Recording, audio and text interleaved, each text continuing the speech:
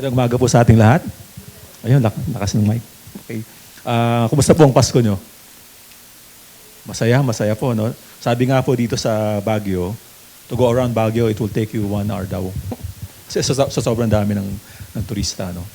And siguro po, I'm very happy that you were able to come this morning because I know that the Lord has something in store for us, no? Sa kanyang mensahe po para sa ating lahat. Shall we come before the Lord? Tayo po ay manalangin sa Panginoon. O Father God, we are grateful, Panginoon, sa inyo pong time na binigay sa amin to worship you. We are grateful, Lord, because we've been reminded, O God, of how faithful you are, how great you are, Lord, that everything that happened in our lives, O God, even this year, alam po namin na may mga purposes po kayo sa lahat ng ito. Alam po namin, Panginoon, na maging sa amin pong mga pinagdaanan, kayo po, Panginoon, ay kasama po namin at hindi niyo po kami pinabayaan, Panginoon. At dalangin po namin sa umagang ito, ang mensahe niyo po, Panginoon, para sa amin ay inyo pong gamitin upang kami po ay ma-encourage na magpatuloy sa aming pananampalataya sapagkat dakila nga, Panginoon, ang inyong mga salita at ang pangako niyo, Panginoon, na ibinigay sa amin. Salamat po, Panginoon, sa opportunity to teach your word, O God, this morning. And I pray, Lord, that you will help me as I speak your word, O God, to your congregation, to your children, O God. Salamat po, Panginoon. We bless you. We glorify you, Lord. In Jesus' name we pray. Amen. Amen. Siguro po, may tanong po ako, no? Ano ba yung mabuti para sa ating lahat? No? Siguro, meron tayong mga understanding of what is good para sa atin, para sa iyo, para sa ibang tao. No? At ano ko po na magkakaiba po tayo ng opinion about that. No? Merong mabuti sa tingin mo, pero sa tingin ng ibang tao, hindi mabuti sa kanya. No? At, pero kung titingnan po natin ang salita po ng Diyos, makikita po natin mamaya dito, kung ano ba yung mabuti para sa atin. Ano? As we end the year, we know that there are lots of things that happened in the past 12 months. No? Many challenges, of course, many victories. May mga frustrations din, di ba? So ito po maraming frustrations dito this year. No? Sigurado ako na meron po kayong listahan ito. No? O alam nyo, pag sinabi niyong frustration, ito kagad yung magpapop up sa ating pong kaisipan. Ano? Maaaring may mga nagbago sa ating buhay ngayong taon na ito. Maaaring meron tayong na-diagnose tayo na may sakit tayo na forever na yon, hindi na yung magagaling. No? At magme-maintenance na lang tayo siguro, mga hypertension. Ano? So, ganun po. Ano? Marami tayong mga challenges na ating pong na sinalubong this year. No?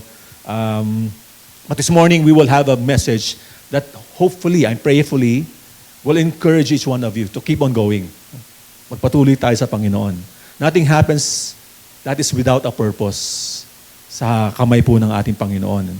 God knows every detail of our lives and we shall see that He allows things to happen for one particular purpose. Ano po yung purpose na yon? To fulfill His will for His children. No? To make us conform in the likeness of our Lord Jesus Christ. No? This is the meaning of Christianity, that the people of God whom He has saved shall be conformed, become like our Lord Jesus Christ. So kinuha po natin ang ating pong passage sa Romans chapter 8. I think alam niyo po itong isang verse dito, yung verse 28. Pero titingnan po natin ngayon yung verses 26 hanggang 30. No? Basahin po natin ito. Okay. In the same way, the Spirit helps us in our weakness. We do not know what we ought to pray for, but the Spirit Himself intercedes for us through wordless groans. And He who searches our hearts knows the mind of the Spirit, because the Spirit intercedes for God's people in accordance with the will of God. And we know that in all things God works for the good of those who love Him and who have been called according to His purpose. For those God foreknew, He also predestined to be conformed to the image of His Son, that He might be the firstborn among many brothers and sisters. And those He predestined, He also called. Those He called, He also justified. Those He justified, He also glorified. Praise God sa word po niya ngayong umagang ito sa atin.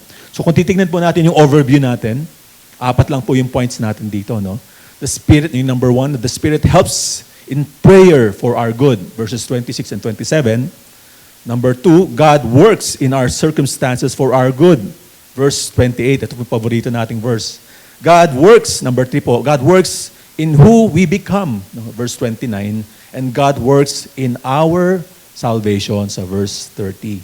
Puntahan na po natin yung first point po natin. The Spirit helps in prayer for our good. No?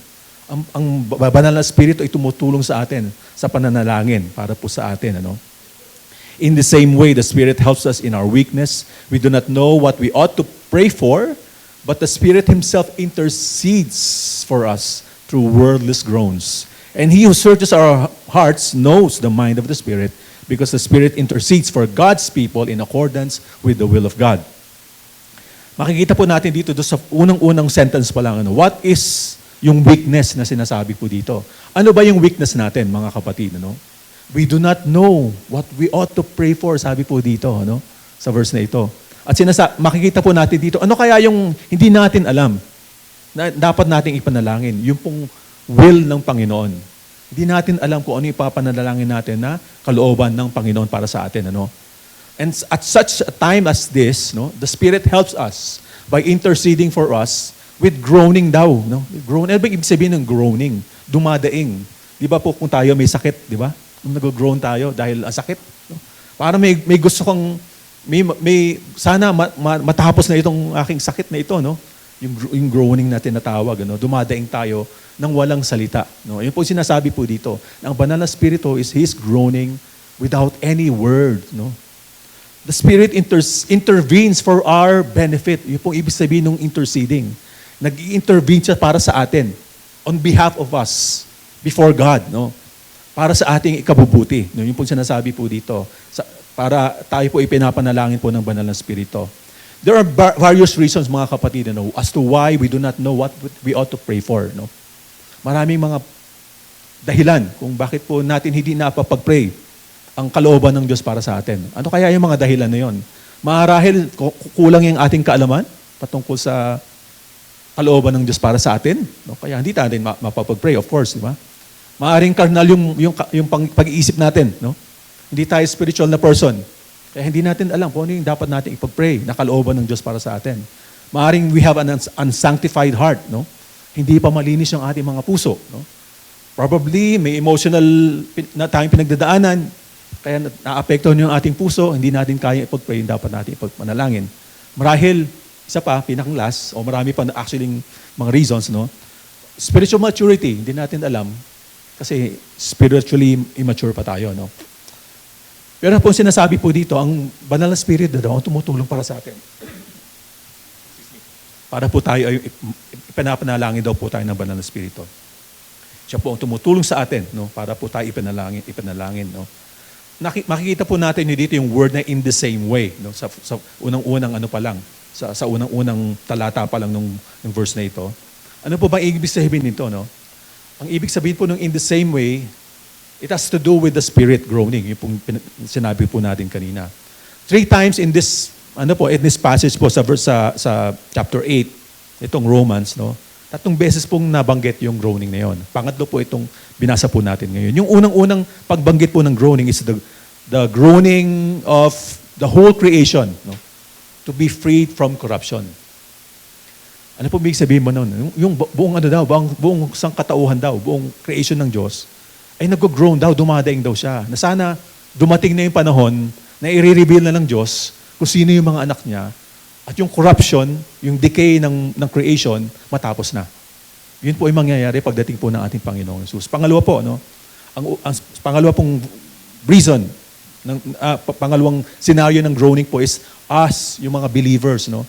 Sinasabi po na we are the believers, the saved, are groaning to be finally changed, to have the glorified body na ipinangako ng Panginoon sa atin. Na matapos na yung pinagdadaanan natin dito, yung corruption ng ating mga katawan, at tayo maging kawangisan ng ating Panginoon eventually, pagdating po ng Panginoon. So yun po ang ibig sabihin ng groaning, dumadaing. So ang banal na Espiritu ay dumadaing para sa ating lahat. At bakit kaya siya dumadaing? Hindi po natin alam kung bakit po ganun yung sinasabi po dito. But siguro sa aking assumption ko lang po, meron siyang deep and intense pleading to the Lord for our sake. Siya ay nag-groan para sa ating lahat na mangyari ang kalooban ng Diyos para sa atin. Sinabi po ni Wiersbe patungkol po dito sa verse na ito, the Spirit makes intercession for us The Father searches our hearts and knows what the Spirit desires. And this He grants to us. No? Yung desire po ng Banal na Espiritu na ipinanalangin, yun daw po ang ibibigay ng Diyos sa atin. No? The Spirit always prays in the will of God. The Spirit prays for God's will for us. Yun ang binabanggit po ni Wiersbe dito. The Father answers the plea of the Spirit on our behalf because it is according to the will of God. Mga kapatid, the context of our passage this morning is about suffering actually. No? Nagsasuffer yung mga Roman Christians. No? And makikita po natin ito sa Romans chapter 8 kung ano po yung pinagdadaanan nila dito. No? They were struggling at ito po yung exhortation ni Paul sa kanila. Sabi po doon sa verse 35 onwards, "Who shall separate us from the love of Christ? Shall trouble, or hardship, or persecution, or famine, or nakedness, or danger, or sword? As it is written, for your sake we face death all day long. We are considered as sheep to be slaughtered." No? Grabe po yung pinagdadaanan ng mga Roman Christians dito po sa time na ito. No? Kaya po ganun na lamang po yung exhortation ni Paul sa kanila. No? So what is the will of God for Christians at times of severe trials? Dumaan tayo, most likely. May pinagdaanan tayo this year sa ating pong buhay na talagang severe in trial. Akala ko hindi na ako makakabangon. No? Ano ba yung purpose ng Panginoon? Ano ba yung will ng Panginoon sa mga pagkakataong yon? It is that through suffering, no, we will be conformed to the image of Christ. At makikita po natin ito later on sa ating pong message. No? So why the intercession of the Spirit? Ipunta na. Because when we struggle, we pray for deliverance. No?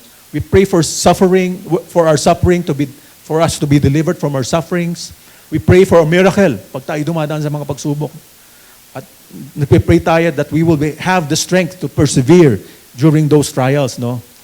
Mga kapatid, these prayers are very legitimate kung titignan natin. No? Kasi si David, kung titignan po natin yung Psalm, no? David prayed for deliverance from his enemies. No? At yun naman po ay sinagot po ng Panginoon. Ano? We can do the same thing pag tayo po dumadaan sa ating mga pagsubok. Lord, deliver me from this. But ito po ang question. Ano? Is it God's will that we do not suffer? Or is He allowing us to go through the suffering for particular reason? No? So dalawa po yung pwedeng mangyari sa atin. Ano? Yung reason. Is it ang suffering po natin, it could be both. No? Inaalaw ng Panginoon na tayo mag-suffer para turuan niya tayo or tatanggalin niya tayo doon sa suffering na yon. Pwede pong isa doon ang gawin ng Panginoon o pwedeng dalawa. Magkasabay po sila. No? Or eventually mangyayari yung isa. No? At times like this, it is the Spirit who intercedes for us for our benefit. The Spirit helps us that we become in harmony with the will of God. When we struggle in our prayers and we utter, "Father, let your will be done." Kayo po ba ay nakapag-pray na ng ganon? "Father, let your will be done." Dumadaan ako sa pagsubok. Pero ang prayer mo kay Lord, "Father, kung ano man po ang gusto niyong gawin sa akin," yun po ang mangyari. No? That's when we know that the Holy Spirit helped us. Kasi na-open yung ating heart to the will of God that whatever is in store for us during our trials and mga challenges po natin sa buhay, tayo po ay willing na pagdaanan ng mga bagay na yon sapagkat alam po natin na may gagawin ng Panginoon sa ating mga buhay. This is the prayer that is in accordance with the will of God. God desires that we submit to His will. No?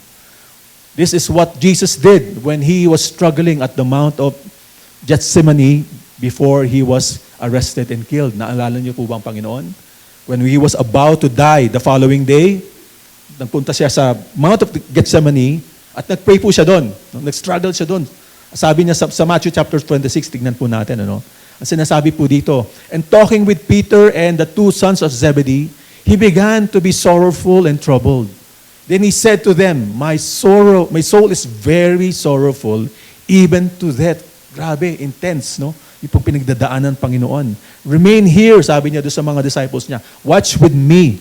And going a little further, He fell on His face and prayed, saying, "My Father, if it is possible, Let this cup pass from me, sabi ni Lord.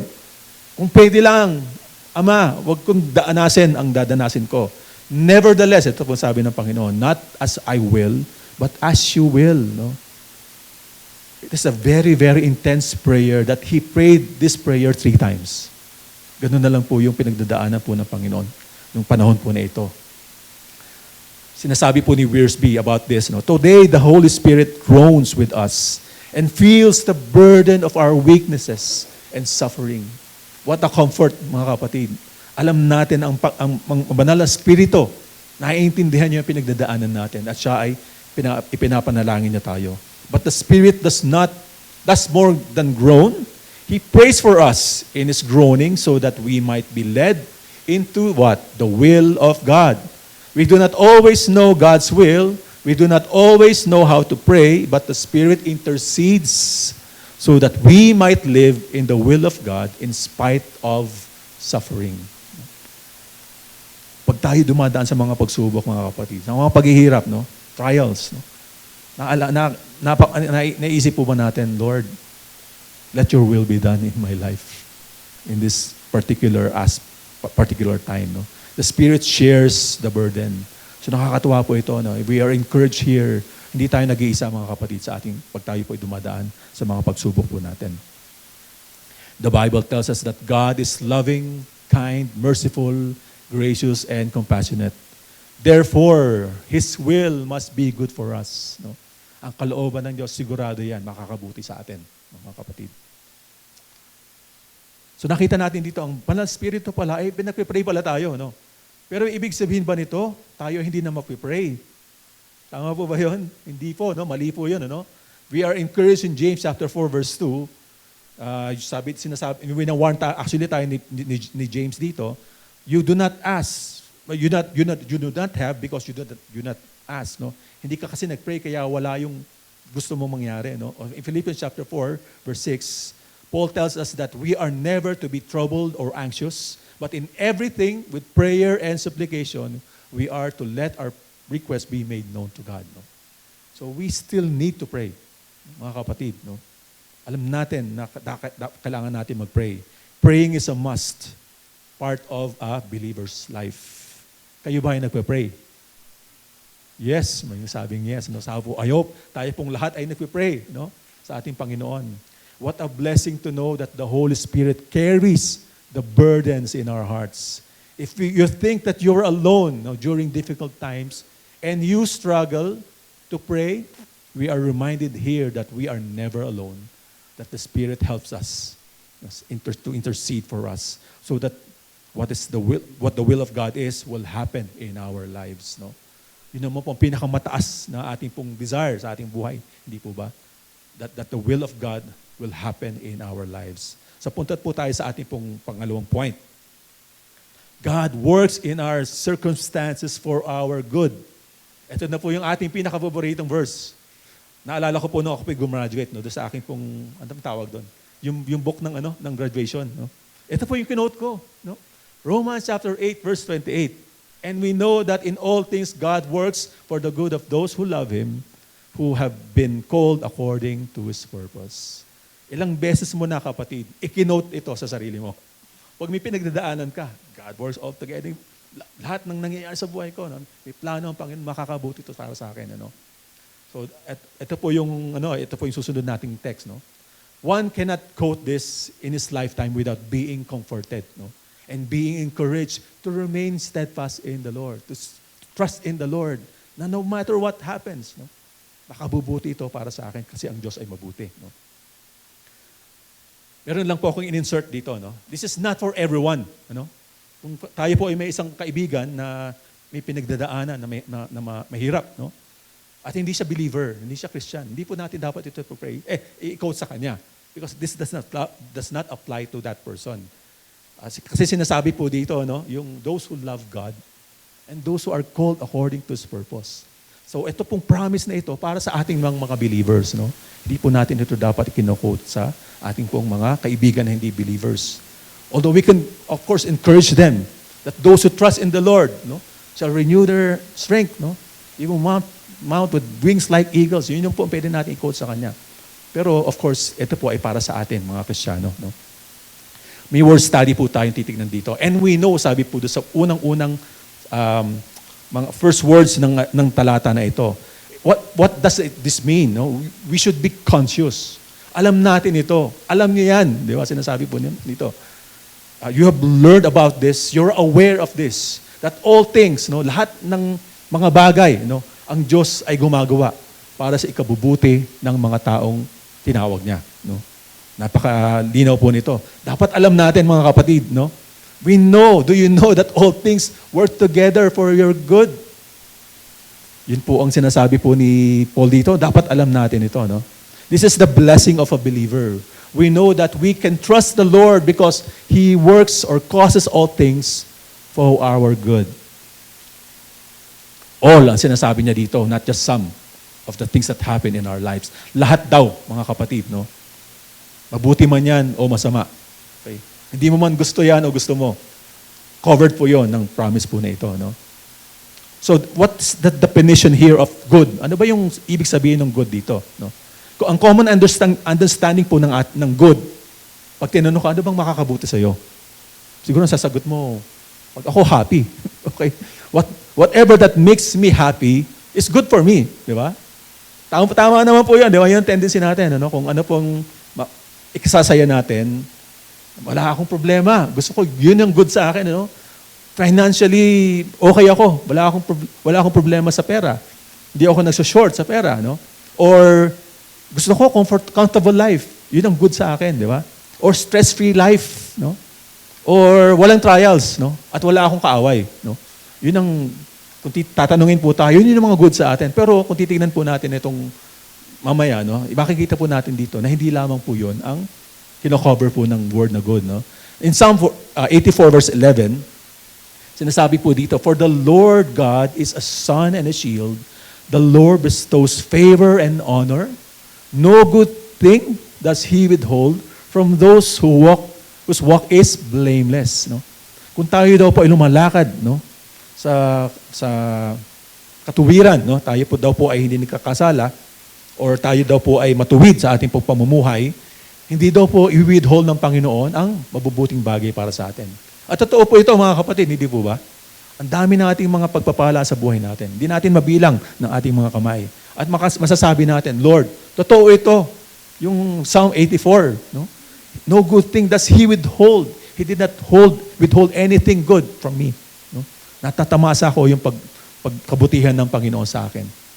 Ganun po bang masasabi niyo po ba ito sa inyong mga sarili? Amen? Ayaw niyo sabihin. Okay. Tama mo, di ba? Sabihin natin dapat to. Dapat we should acknowledge this, that all the good things that we have in our lives, galing po yan sa ating Panginoon, no? Okay. Ang ibig sabihin po, marahil, ng understanding po natin ng good, ay yung blessings ng ating Panginoon. In Proverbs chapter 10, verse 11, "The blessing of the Lord makes a person rich, and He adds no sorrow to it." Ang ganda po nito, no? So, lahat daw, ang kayamanan daw natin, ang lahat ng tinatamasa nating kaluwagan sa buhay, financial man yan, o kung ano man, ano? At galing sa Panginoon, blessing ng Panginoon sa ating lahat yan, ano? At hindi po natin dito makakaila. Alam niyo naman po yung amin pong ang blessing po ng Panginoon sa amin, yung pong bahay namin, ano? And masasabi ko po na Panginoon po ang nagbigay sa amin noon, no? Siya ang nag-orchestrate ng mga bagay-bagay, malahaba po yung kwento, hindi ko na po sasabihin ngayon, ano? Pero ang Panginoon from the very start, no? Siya po ang gumamit ng mga pagkakataon sa aming mga buhay upang kami po ay eventually magkaroon po ng sarili naming tahanan dito po sa Baguio. After 57 years. 57 na po kasi ako eh. Pero parang minsan tinatanong ko, Lord, sana nung 40 pa, meron na akong bahay. Pero hindi po eh. 57 years, ano? Ako po, kaya ngayon po kami biniyayaan ng Panginoon na sarili naming bahay. At sinasabi nga po namin mag-asawa, no, we do not deserve this. No? Yung bahay na ito, no? Nakaka-bless po, no? Napakaganda po nung binigay po ng pagpapala sa amin. And I think sa mga nandito po, no, hindi naman imposible na bigyan din kayo ng mga pagpapala ng ating Panginoon. Darating yung panahon na darating ang mga desires ng ating mga puso.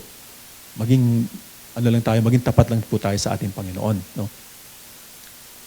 So we saw, lahat ng mabubuti ang itinatanggap natin sa ating Panginoon at galing lahat sa Panginoon ang lahat ng ito. But bad things also happen in our lives, hindi po ba? And these are part of the all things, doon sa sinasabi po sa verse 28. No? Alam natin na hindi lahat ng bagay sa buhay ay mabuti. Ito ay sanhi ng, of course, ng kasalanan. Kasalanan natin, kasalanan ng mga tao, kasalanan ng mundo. No? At dahil dito, tayo ay dumadanas ng mga paghihirap. No? Pagsubok at panganib, even panganib sa buhay. No? Sin brought chaos and destruction into this world. Kaya po, hindi po talaga, sinasabi nga po, it is inevitable, yung evil, no? Yung mga pagsubok sa ating buhay, talaga po mangyayari yan. Ano? So we saw previously, doon sa binasa po natin sa verse 35, no? We saw previously that the context of this passage is about suffering, persecution, and even death. No? Can something good come out of these unwelcome circumstances? Yun po ang tanong. No? Yes, ang sagot po. God works for our good even when things go bad in our lives. God's sovereignty can turn bad things useful and beneficial in life, even for His people. No? Magsa-cite po tayo ng mga examples sa Bible. Si Joseph, tandaan niyo po ba yung kwento ni Joseph? No? Joseph was spoiled. Si Joseph, nung bata pa siya, spoiled brat siya. No? Paborito siya ng parents niya. No? At nung siya ay nagkaroon ng pangarap, ng dream, no? Na sinasabi doon sa dream niya, yung mga kapatid daw niya, at saka even his parents, would bow down to him. Yun ang panaginip ni Joseph. Ang problema kay Joseph, kinuwento niya doon sa mga kapatid niya. No? So, na-offend yung mga kapatid niya. No? So, ang ginawa ng mga kapatid niya, binalak na patayin siya. Patayin natin yung kapatid natin. No? Yabang to. Siguro ganun pinag-uusapan nila. No? Ang yabang nito. Ayaw ko siya sa kanya. Nag-agree silang lahat. No? Pero ito po, may isa pong kapatid doon, and I don't remember kung si Reuben or si Judah, sinabi niya na, huwag natin patayin yung kapatid natin. Ibenta na lang natin siya. No? So ang ginawa nila, ibinenta nila si Joseph, no? Sa slave traders. No? So nakarating siya ng Egypt. No? At alam natin yung story nito. No? Siya ay na-promote siya doon sa bahay kung saan siya nag-serve. No? Sa bahay ni Potiphar. Pero ang nangyari sa kanya, ano nangyari? In-accuse siya na rapist daw siya. Okay? So anong nangyari kay Joseph? Kinulong siya, no? Na-imprison siya. And when he was in prison, okay, may nagkaroon ng dream yung Pharaoh na walang makapag-interpret. Si Joseph, yung nakapag-interpret ng dream, no? And because of that, nakaalis siya dun sa prison at to cut the long story short, no? Binigyan siya ng wisdom ng Panginoon so that Egypt and the rest of the world during that time, hindi sila nagutom, hindi sila namatay sa gutom. Kasi nagkaroon po ng tagutom noon. So to cut the long story short, naging prime minister siya ng Egypt, no? And the very center of civilization during that time, no? And when he was reunited with his family, ito na yun, no? So yung mga kapatid niya natatakot sa kanya. Pag namatay si tatay, baka tayo gantihan ni Joseph sa ginawa niya sa atin, ano? Ito po yung napakaganda pong verse na sinabi po ni Joseph sa Genesis chapter 50, verse 20. You intended to harm me, but God intended it for good to accomplish what is now being done, the saving of many lives. No? May purpose si Lord sa mga nangyayari sa buhay ni Joseph. No? At yun ay ikabubuti, nakabuti sa mga maraming tao. No? Kasi iniligtas sa pamamagitan ni Joseph, naligtas at hindi namatay sa gutom yung mga tao during that time. Ano pa po yung example natin, no? Nung namatay si Lazarus, alam niyo po ba yung story nito, no? Lazarus died, but he was raised to life by the Lord Jesus Christ for the glory of God, no?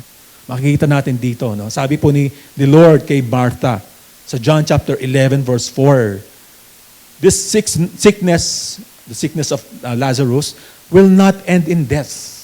No, it is for God's glory so that God's Son may be glorified through it. And because of what happened to Lazarus, maraming nanampalataya sa ating Panginoon. No? Ito po isang negative na example, no? Si David, no? Alam niyo naman po ang kwento ni David. He committed adultery with Bathsheba and he killed Uriah, the husband. At makikita natin sa Psalm 51, Yung pagsisisi ni David, no? So ano yung mabuti doon sa nangyari na yon?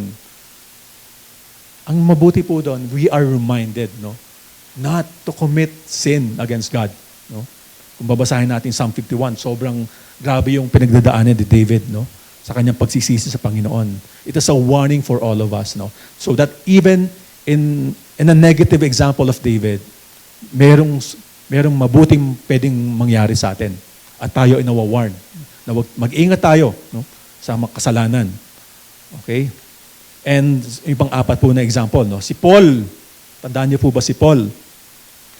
Paul has a thorn in the flesh. Sinasabi po sa mga lectures na nabasa po namin, yung thorn in the flesh doon ni Paul, maari daw medyo mahina yung kanyang vision, yung kanyang eyes. Kasi nga, di ba, nung siya na-convert, nagkaroon ng maliwanag, tapos nabulag siya, di ba? Marahil daw yun yung kanyang weakness, no? Si Paul, pinag-pray niya yun, no? Na, Lord, tanggalin niyo po itong aking sakit na ito. 3 times. No? Sabi po sa 2 Corinthians chapter 12, verse 9 onwards, no? And he said, ang sagot po ng Panginoon sa kanya, my grace is sufficient for you, for power is perfected in weakness. Most gladly, therefore, I will rather boast about my weakness, so that the power of Christ may dwell in me. Therefore, I am well content with weakness, with insults, with distresses, with persecutions, with difficulties for Christ's sake. For when I am weak, then I am strong. Kita po natin dito yung will ng Diyos, no? Na hindi siya pagalingin. At siya ay tumangan lamang sa kalakasan po ng ating Panginoon. Sinagot ba ng Panginoon yung kanyang prayer? Yes, but hindi yung gusto ni Paul, no? Sinagot ng Panginoon, no, I will not heal you, but I will do this instead. Para ikaw ay manangan sa aking biyaya. At ikaw ay ipagyabang mo ang kalakasan na nanggagaling sa akin. So kita po natin dito, no? Walang na-waste doon sa mga pinagdaanan nitong mga kapatiran na ito, ng mga believers na ito. At gumawa ang Panginoon ng paraan upang mapabuti at mag-glorify ang kanyang pangalan sa mga circumstances na ito. We must have the understanding na ang lahat ng mga bagay na nangyayari sa ating buhay ay hindi po aksidente, no? Kaya nga all things, no? May dahilan ang lahat na ito para sa ating lahat. Kahit na sa ating mga pagkakamali, actually, ang Diyos ay gumagawa pa rin ng mga bagay para ikabubuti po natin. Yung nga lang, masakit. Ano? Masakit ang mga consequence ng ating mga pagkakamali. Nothing is without a purpose in the life of a child of God. In plenty and in trouble-free life, it is God who makes things beautiful. No? In times of difficulties naman, God allows them so that the child of God, tayo, becomes mature and perfect, no? Exhibiting joy in the midst of trials so that Christ may be seen in our lives as His helper, as our helper, and as our sustainer. This is our assurance, mga kapatid. Whether it is a good life or a very challenging life, both are under the sovereignty of God. Ang Diyos ang may control sa ating mga buhay. The good that verse 28 mentions are the good that is brought about by trials and testings, according to this context. God works through all of them for our good. Trials make us transform us to the person He wants us to be. This is His will for us, for those who love Him and those who are called according to His purpose. Ngayon, ang tanong po, ano ba yung purpose na yan? What is that purpose? Ano yung ibig sabihin ng purpose na yan? Naalala ko po yung Heidelberg Catechism. Sinasabi po doon, based on 1 Corinthians chapter 10, verse 31, na sinasabi, so whether you eat or drink or whatever you do it all for the glory of God. So dito po kinuha yung Heidelberg Catechism na ito. Ang sinasabi po nito, man's chief end is to glorify God and to enjoy Him forever. Kung ikaw ay Christian, no, ito yung ating purpose sa buhay natin. To glorify God, no. Tayo ay sinagip ng Panginoon, nililigtas tayo ng Panginoon to glorify Him. At hindi lamang 'yon, to enjoy Him forever, no. Pagkasama na natin ng Panginoon sa langit, we will enjoy Him forever. And even here sa ating buhay dito sa ating sa lupang ito, no, we can enjoy God, no. At yun po yung pinakang chief end natin. How do we live ang question po, how do we live a God-glorifying life? No? The answer is in the next verse. No? Kita po natin ito sa point number 3 po natin. To be conformed in the image of His Son, our Lord Jesus Christ. Verse 29. Ang title po ng point na ito, God works in who we become. No? For those God foreknew, He also predestined, no, to be conformed to the image of His Son, that He might be the firstborn among many brothers and sisters. Makikita po natin dito yung word na for God foreknew. No? For those God foreknew. Naalala ko po yung Ephesians chapter 1 verse 4. Ang sinasabi po nung verse na yon, o nung verses 4 and 5, just as He chose us in Him before the foundation of the world, that we should be holy and blameless before Him. In love, He predestined us to adoption as sons through Jesus Christ. No? So yung word na foreknew dito, ano bang ibig sabihin po nito? No? He chose us before the foundation of the world to have fellowship, to have a relationship with God. No? Imagine niyo po ito mga kapatid, hindi pa po nililikha ng Panginoon ng Diyos ang sangkatauhan, ang sanglibutan. No? Pinili ka na niya. Pinili ka na niya na magkakaroon ka ng relasyon sa Kanya. Yun po ang ibig sabihin ng foreknew dito. No? We will become His adopted children who will become just like Him, holy and blameless in His sight. No? Ang ganda po, no? Titingnan po natin. Special ba ako sa Panginoon? Bakit niya ako pinili? Na magkaroon ako ng relasyon sa Kanya. Hindi naman lahat ng tao may relasyon sa Diyos, di po ba? Hindi naman lahat ng tao ay na-save. No? Bakit ako pa? No? So makikita po natin dito yung grace ng Panginoon sa atin, ang pagmamahal ng Panginoon po sa ating lahat. Sinasabi po ni John Stott, no? Commenting on this, conformity to the image of God means to become like Jesus. Christ-likeness is the eternal predestining purpose of God, no? Para sa ating mga Kristiyano. No? So ang purpose daw po ng ating Panginoon para sa ating lahat, hindi pa nililikha yung mundo, ang predestination na daw natin, ang mangyari na daw sa atin ay ano po, tayo daw pong mga Kristiyano ay magiging kawangis ng ating Panginoong Jesus. This is the will of God which the Holy Spirit intercedes for us. Naalala po natin yung verse 26 kanina. That we will be like Jesus in all aspects of life, no? Most especially when we go through trials and hardships. Our conformity to Him, to Jesus Christ, is tested through life's various circumstances. Walang ibang mangyayari sa ating mga Kristiyano kundi tayo po ay maging kawangis ng ating Panginoong Hesus. Naniniwala po ba kayo dito? Amen. Of course, dapat maniwala po tayo dito. No? Ang purpose ng ikaw bilang Kristiyano ay maging kawangis ka ng ating Panginoon. At yun ay mangyayari sa pamamagitan ng mga nangyayari sa ating mga buhay. Mabuti man yan, masama man yan, malungkot man yan, masaya man yan. No? Yun po ang purpose ng ating buhay. Just as a child of God has a resemblance of the father and mother, so is a child of God. Tayo po ay magiging kawangis ng ating Panginoon, ng Diyos. No? Basahin ko lang po yung Romans 8 in Tagalog para po mas makita natin, maintindihan natin yung sinasabi po nito. Alam natin sa lahat ng bagay ay gumagawa ang Diyos para sa ikabubuti ng mga nagmamahal sa Kanya. No? Hindi na natin kailangan interpret. No? Ang daling intindihin. Silang mga tinawag ayon sa Kanyang layunin. No? Sapagkat sa mulat mula pa'y alam na ng Diyos kung sino ang magiging Kanya at ang mga ito'y pinili Niya upang maging tulad ng Kanyang anak.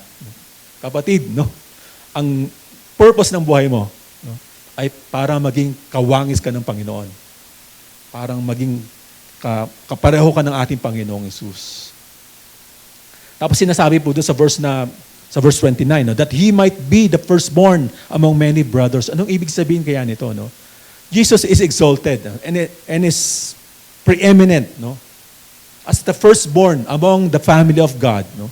When His children, His brothers and sisters are conformed to His image. No? Ang Panginoong Hesus daw po ay naitataas. No? Siya ay nangunguna bilang panganay na anak. No? Kapag ang mga taong sinagip niya, iniligtas niya ay nagiging kawangis niya. You know? So God is exalted when we are conformed to His image. In Colossians chapter 1 verse 15, the Son is the image of the invisible God, the firstborn over all creation. So kung tayo daw po ay nagiging kawangis ng ating Panginoong Diyos, Panginoong Hesus, tayo daw po ay nagiging kawangis din ng ating Amang nasa langit. No? meron po tayong titingnan dito na dalawang pamamaraan kung paano po tayo nako-conform sa ating Panginoong Hesus. Ang unang-una po ay to be like Him during His earthly life. No? Nako-conform tayo, naging kawangis tayo ng Panginoon dito sa buhay natin, dito sa lupa. No? At pangalawa po, to be like Him in His glorified body. Ito po yung eternal destiny po natin. And this item will be mentioned doon po sa point number 4 po natin mamaya. Tignan po natin yung unang-unang pamamaraan. No? To be like Him during His earthly life. Ano po ba yung pagiging kawangis ng Panginoon dito po sa lupang ito, sa buhay po natin na ito? In loving God and loving others. No? Sabi po sa Matthew chapter 22, ang Panginoon po nagsabi nito, love the Lord your God with all your heart and with all your soul and with all your mind. This is the first great and greatest commandment. And the second is like it. Love your neighbor as yourself. So kung tayo po ay kawangis ng Panginoon, dapat po tayong magmahal sa Diyos. No? At dapat din daw po tayong magmahal sa kapwa po natin. No? Christ loved the Father and He obeyed the Father because of His love for Him. Ikaw ba ay nagmamahal sa Diyos, kapatid? Mahal mo ba ang Diyos? Kasi ito po yung unang-unang greatest commandment daw, mga kapatid. Kung ikaw ay Christian, dapat ito ay sinusunod po natin. Mahal natin ang Diyos. Kasi minahal niya tayo. Una niya tayong minahal. No? At dapat po natin itong lagi isa puso. Dapat kong mahalin ng Diyos kasi ako ay mahal ng Diyos. Ako ay niligtas niya. No? At as sinasabi pa po nito, we should obey the Father. We should obey God because we love Him. And because of this, we should also love our neighbor. No? Ang question po sa atin, yung nga po, mahal ba talaga natin ng Panginoon? At I hope we will be able to reach that point in our lives na, mahal ko ang Diyos at susundin ko siya sa aking buhay. No? If you love yourself more than God, you will disobey Him, actually. And because, bakit mo di-disobey ang Panginoon? Because since you love yourself more than God, uunahin mo yung sarili mo, yung mga desires mo, at hindi mo susundin ang kalooban ng Panginoon. So, ang ating mga sarili po ang nagiging hadlang upang mahalin po natin ang ating Diyos. If you're saying that you love God, then you should obey God. We should obey God. We should also love our brethren. Pangalawa po, to be like Christ is in humility and unselfishness. Jesus came as a lowly man who did not promote Himself to be, but He obeyed the Father. His interest is to preach the coming kingdom during His time here on earth, that people would repent and be saved at the expense of His life. He had no regard for Himself. Sinasabi po sa Philippians chapter 2, do nothing from selfishness or empty conceit, but with humility of mind, regard one another as more important than yourselves. Do not merely look out for your own interests, but also for the interests of others. Ano ang ibig sabihin po? Ano po ang application nito? Do you think highly of yourself? And so, to the point that you look down on other people? Dapat po hindi tayo ganun, mga kapatid.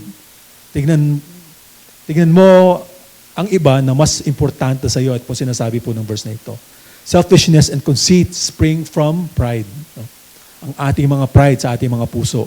Ang dahilan kung bakit po tayo tumitingin sa ibang tao na mas mababa sila. At siyempre yabang po yun ang sinasabi po ng pride, hindi po ba? Mababa ang tingin mo sa iba kasi proud ka sa sarili mo. Ang mga Kristiyano po, sinasabi nga, minarinig nga po ako, ang unang dinidil ng Panginoon sa mga Christians ay yung pride. Yung yabang. Walang Christian daw na mayabang. Nako, minsan sa puso ko, may pagyayabang din akong nakocommit. At alam po natin lahat, kilala po natin ating mga sarili. Kung tayo po ay kawangis ng Panginoon, hindi po tayo dapat maging mayabang. Dapat mapagkumbaba daw po tayo. The Lord Jesus associated and loved those who are poor during His earthly ministry. He ministered to the sick. He ministered to the outcasts, even to those people whom the society called sinners. Do not merely look out for your own interests, personal interests, but also for others' interests. Be genuinely concerned for others, mga kapatid. Now, if you are interested and concerned with others, you will not commit the sin of what? Slandering. Okay, kung ikaw concerned sa mga tao, hindi mo siya sisiraan sa ibang tao. Hindi ka mag-gossip, hindi mo siya pagchichismisan. Ano? You will not put them down, that person. Instead, you will consider encouraging that person. No? Upang siya po ay matulungan natin sa kanyang pinagdadaanan o kung sino man siya. Don't participate in such sinful acts of gossiping, slandering, or even mga bagay-bagay na nakaka-apekto sa ating pong puso sa pagtingin sa ibang mga tao. No? If we understand who we are in the eyes of God and how Christ has redeemed us from all our sins, wala tayong right para i-judge ang ibang tao. We do not have any right to feel superior over those people. No? Ang pagmamataas ay hindi katangian ng Panginoong Hesus. Kaya tayo mismo, hindi dapat nating maging katangian ang pagiging mapagmataas. God opposes the proud, but He gives grace to the humble. Ang susunod po na conformity natin sa Panginoon is in serving others. No? In Mark chapter 10, verse 45, for even the Son of Man did not come to be served, but to serve and to give His life a ransom for many. At sinasabi rin po sa Galatians chapter 5, for you were called to freedom, brethren, only do not turn your freedom into an opportunity for the flesh, but through love, serve one another. No? For the whole law is fulfilled in one word, in the statement, you shall love your neighbor as yourself. No? Jesus washed the feet of His disciples. Yung ginawa po ng Panginoon na yun, ay duty po yun ng mga katulong during that time. Mga alipin. No? Pero bakit ginawa ng Panginoon yun? No?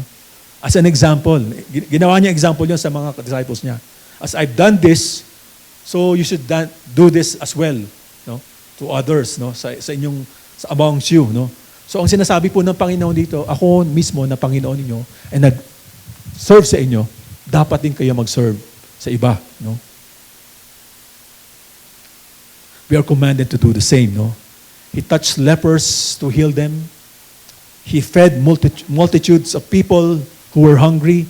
He healed many people all day long, no? And preached the good news to many. He sacrificed Himself to ransom us from our sins. He came to save us. He became poor so that we will become rich. No?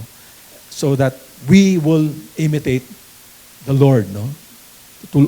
Ating pong tutularan na ating Panginoon sa Kanyang paglilingkod. No?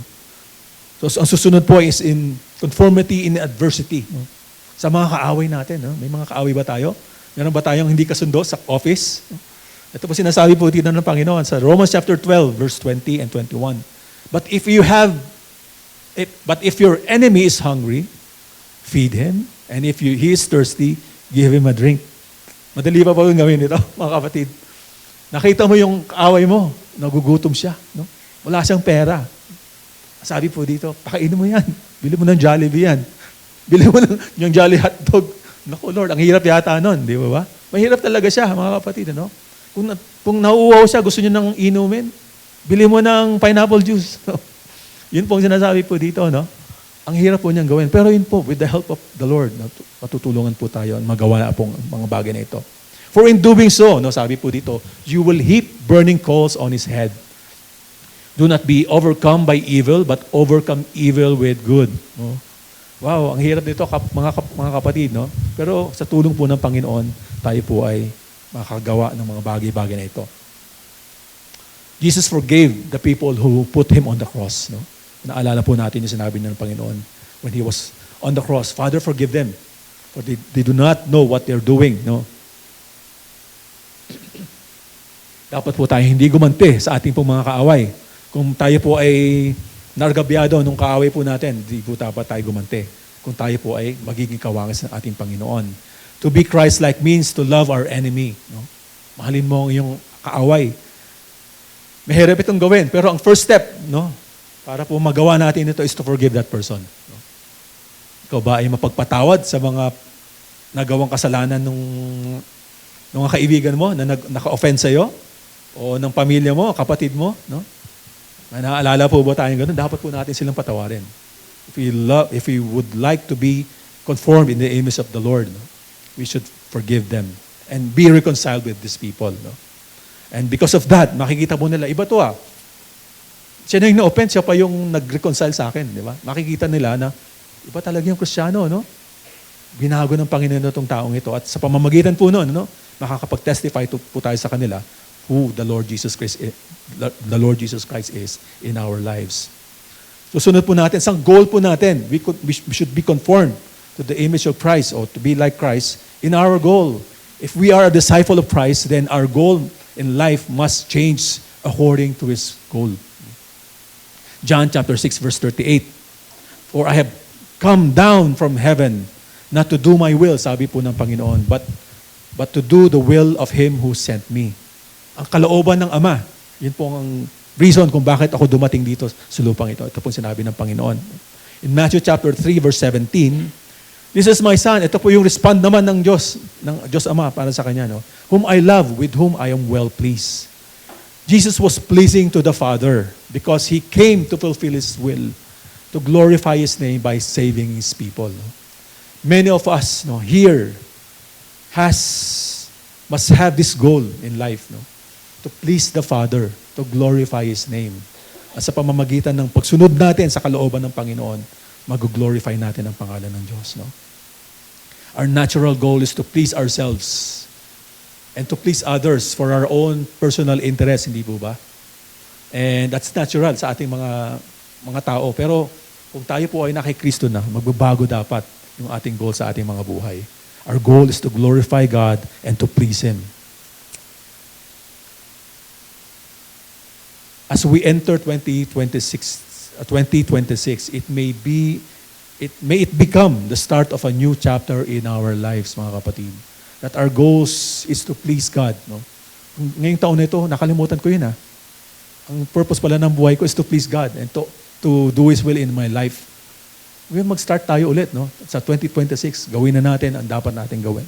Sundin natin ang kalooban ng Panginoon sa ating mga buhay. So sunod po ay we are conformed, no, in death, no, sa ating Panginoong Jesus. Philippians chapter 2 verse 7 and 8. But He emptied Himself, taking the form of a servant, and being made in the likeness of man, being found in appearance as a man, He humbled Himself by becoming obedient to the point of death, even death on a cross. Mga kapatid, ito po ba ay naging desire ng ating buhay, ng ating puso, na talagang makasunod talaga tayo sa kalooban po ng Panginoon para sa ating lahat. Sabi po dito, He humbles Himself by becoming obedient to the point of death, even death on the cross. Mga kapatid, God is calling us to die. Siguro kung may magiging martyr dito, yun nga, literally, no, mamamatay po tayo sa ating Panginoon. Pero, ang calling ng Panginoon sa atin, we should die to ourselves. Mamatay tayo sa ating mga sarili. No? Kaya nga po sinasabi po ni Paul sa Galatians chapter 2 verse 20, I have been crucified with Christ and it is no longer I who live. No? Namatay na ako sa krus kasama ng Panginoon. At hindi na ako nabubuhay para sa sarili ko. But Christ lives in me. No? And the life which I now live in the flesh, I live by faith in the Son of God, who loved me and gave Himself up for me. No? Kapatid, ikaw ba si Kristo na ba nabubuhay sa puso mo, sa buhay mo? O ikaw pa rin? No? Ang calling po ng Panginoon sa atin, we should die to ourselves. No? We should be crucified with the Lord. No? Dying to self, our pride, our ego, our self-confidence, our vain conceit, sinful desires, selfish ambitions. Dapat po mamatay ang mga lahat ng ngayon upang si Kristo po ay makapamuhay sa ating pong mga puso. No? To die to self is to surrender our life to Christ and to follow His will. Even if we would let go of our ambitions, personal ambitions. Excuse me po. Inom lang po ako ng tubig. We are like Christ when we surrender our life to Him. Yun po ang punto po nito, no?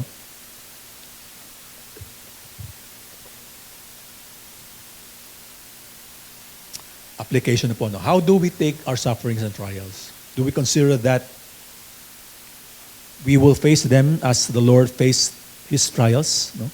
Noong Panginoon ba? Tinutulad ba natin ang ating pagharap sa mga problema natin, sa mga pagsubok ng ating buhay, katulad ng pagharap ng Panginoon sa mga trials na pinagdaanan niya? At nasabi niyang, not my will, Lord, not my will, Father, but yours be done. No? Kapag dumadaan tayo mga kapatid sa mga paghihirap, patuloy na manampalataya tayo sa Panginoon at hingin natin ang kalooban ng Panginoon sa atin. No?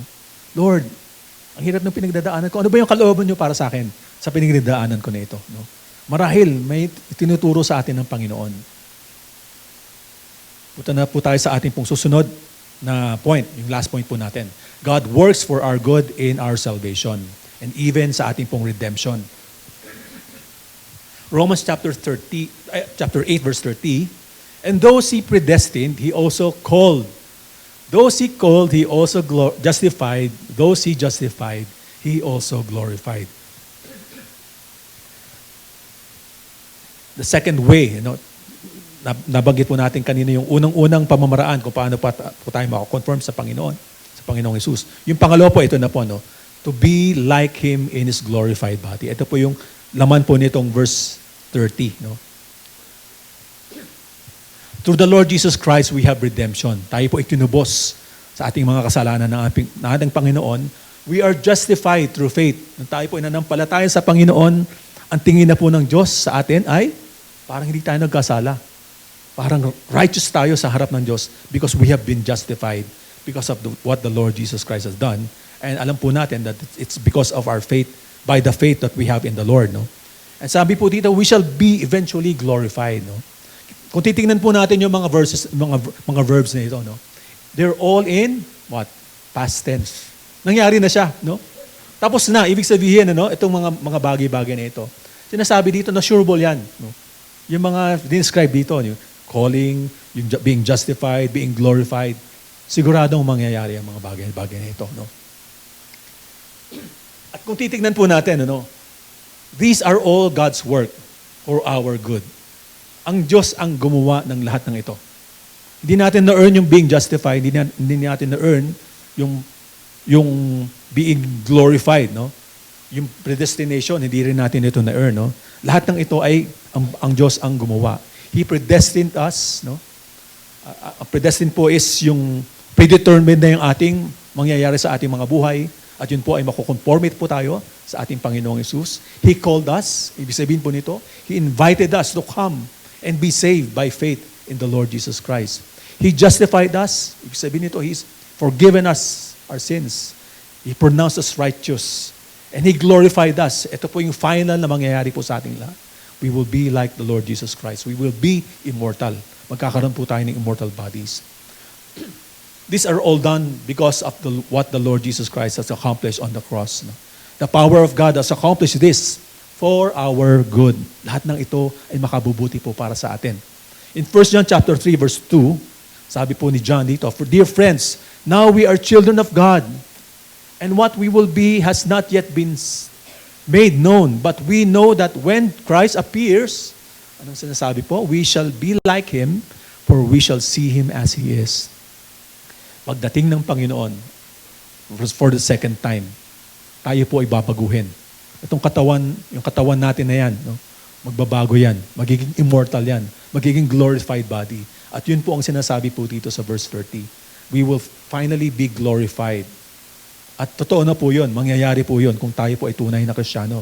Sinasabi po sa 1 Corinthians chapter 15 verse 53, For the perishable must clothe itself with imperishable, and the mortal with immortality. We will have a body like the Lord Jesus Christ when He resurrected from the dead. At sinasabi rin po na we are co-heirs with Christ, and we will reign with Christ when He reigns in His millennium kingdom. No? Are these things good for us? Yes, they are good for us. No? At ang Panginoong Diyos ang gumawa po ng lahat ng mga bagay-bagay na ito. Mga kapatid, our conformity to our Lord Jesus Christ shall be challenged by trials, testings, and even death, the threat of death. But we need not fear, for God is on our side. And at the end of our life story, alam po natin na nakasulat na po ang mangyayari sa atin, that we will be glorified. All we have to do is to surrender our life to Him and let His will be done in our life accordingly. May sinabi po si Stedman, Ito po yung comment niya about this. The believer never need in times of suffering and trial because He knows that God is at work in the world. Ang Diyos ang may control ng buhay natin. So dapat hindi tayo matakot. Hindi tayo manghina sa mga pinagdadaanan natin. And that He has a perfect plan for us. God has two purposes in that plan. Our good, kabubuti natin, at ang kanyang kaluwalhatian, His glory. Ultimately, He will make us like Jesus Christ. Best of all, God's plan is going to succeed. No? Walang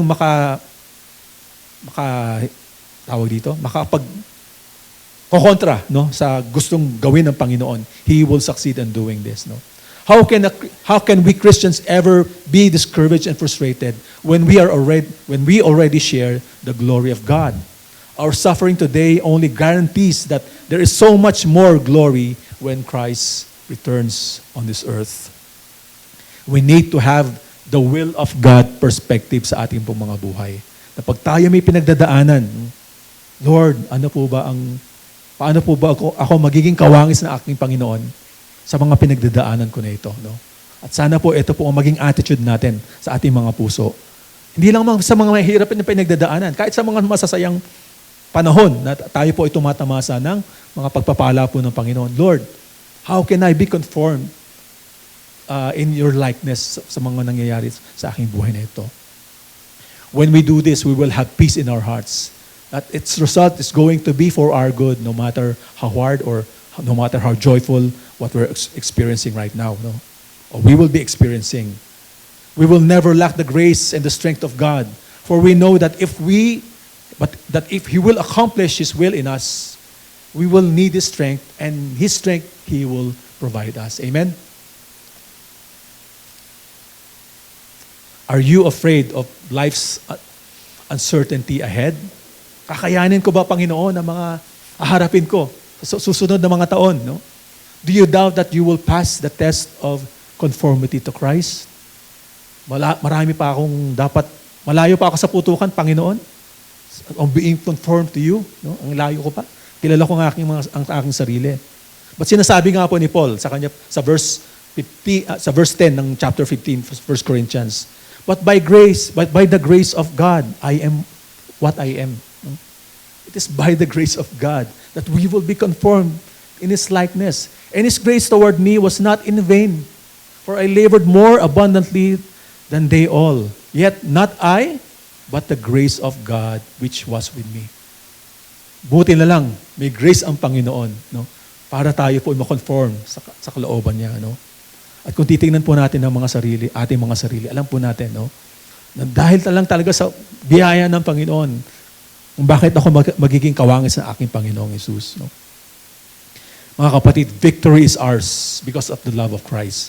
Sabi po sa Romans chapter 8, verse 35, who shall separate us from the love of Christ? Shall troubles, or hardship, or persecution, or famine, or nakedness, or danger, or sword, as it is written, for your sake we face death all day long? We are considered as sheep to be slaughtered. Sagot po ni Paul, no, in all these things, we are more than conquerors through Him who will love us. Mga kapatid, we will be victorious at the end, no? For I am convinced, sabi ni Paul, that neither death, nor life, nor angels, nor demons, neither the present, nor the future, nor any power, name it, no? Okay. Nor anything else in all creation will be able to separate us from the love of God that is in Christ Jesus our Lord. What a wonderful promise for us, mga kapatid, no? He will keep us. He will keep us until the end, no? Tayo ay magiging kawangis ng ating Panginoon, and we will be glorified eventually, no? Philippians chapter 1, ito na po yung pagtatapos po natin, no? Ito po yung pangako ng Panginoon sa atin. Ako po ba ay magiging kawangis ng Panginoon? Ma-attain ko ba yung dapat maging ako, no? Ito po ang pangako ng Panginoon. Being confident of this, sabi ni Paul, that He who began a good work in you will carry it into completion until the day of Christ. No? Ang kapatid, ang sinimulan ng Panginoon sa iyo, naging Kristiyano ka, at ang patutunguhan mo ay maging ma-conform sa likeness ng ating Panginoon, ang Panginoong Jesus, no? He is going to complete it. Hindi mag-fail ang Panginoon in doing this. He called us, He predestined us, He justified us, He glorified us through our Lord Jesus Christ. These are all God's work, and it is for our good so that He gets all the glory. The glory of God is our good, mga kapatid. The joy of being predestined to be conformed to Jesus, our Lord, is our assurance that God will succeed in His plan for each one of us. No? We will be conformed to the image of Christ, and nothing can stop that from happening. Amen? All we need to do is to trust Him, submit ourselves to Him, to His will, so that we could say, Father, not my will but yours be done. Change me from glory to glory so that your name is glorified through me. Amen?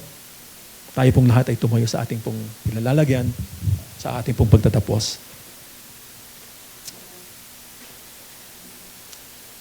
O Father God, we are grateful, Panginoon. We are indeed joyful of the promises that we have been reminded of, O God, this morning. Maraming salamat po, Panginoon, that you are the God who is sovereign. And what you have called us to become, you will fulfill, Panginoon, in our lives. Alam po namin, Panginoon, na marami kaming pagdadaanan sa buhay na ito, O Lord. Alam po namin, Panginoon, na mahirap ang mga bagay na maaari naming suungin sa buhay na ito. Ngunit alam po namin, Panginoon, na kayo ay tapat sa aming mga buhay. Alam po namin, Panginoon, na ang inyong banal na Espiritu ang tumutulong sa amin upang kami ipanalangin, Panginoon, nang naaayon sa inyong kalooban. At dahil po dito, Panginoon, kami po ay nagbubunyi, Panginoon, kami po ay masaya dahil po alam po namin na what you have promised in your word, you will fulfill, O God.